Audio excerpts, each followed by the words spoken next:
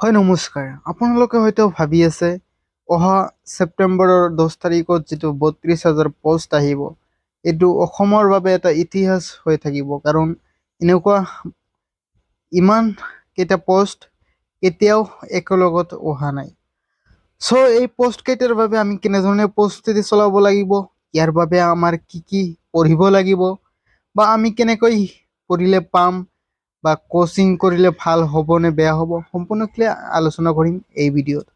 আপোনালোকে ভিডিঅ'টো স্কিপ নকৰালৈকে শেষলৈকে নিশ্চয় চাই থাকিব। প্ৰথমে আপোনালোকক মই ষ্টেপ কেইটা দেখুৱাই আছোঁ। আপোনালোকে নপঢ়াকৈ কোনো ধৰণৰ চাকৰি নাপায়। Without reading are not get jobs. আপোনালোকে পঢ়িব লাগিব প্ৰথমে। আপুনি যদি পাৰে, আপোনাৰ যদি পইচা আছে তেন্তে কোচিং ল'ব পাৰে। আদাৰৱাইজ আপুনি ইউটিউবৰ সহায় ল'ব পাৰে বা ইণ্টাৰনেটৰ সহায় ল'ব পাৰে। আপুনি আজিকালি যেনে গুগলত চাৰ্চ কৰিলে সকলোখিনি বস্তু আমি পাব পাৰোঁ। কাৰেণ্ট এফেয়াৰ, GK, এভৰিথিং আমি তাৰ পৰাই পাব পাৰোঁ, ৰিজনিং। এই চাকৰিৰ বাবে আপোনালোকৰ পঢ়িব লাগিব, বা যদি আপুনি পাৰে কোচিং কৰি ল'ব পাৰে, বা আপুনি পাৰে ইণ্টাৰনেটৰ সহায় ল'ব পাৰে।